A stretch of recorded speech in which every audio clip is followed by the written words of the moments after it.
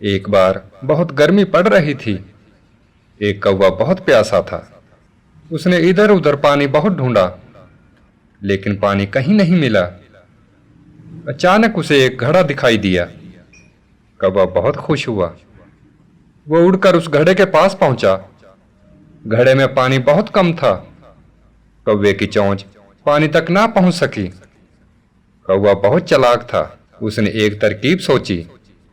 वो अपनी चोंच में कंकरियां उठा उठा कर लाया और घड़े में डालने लगा।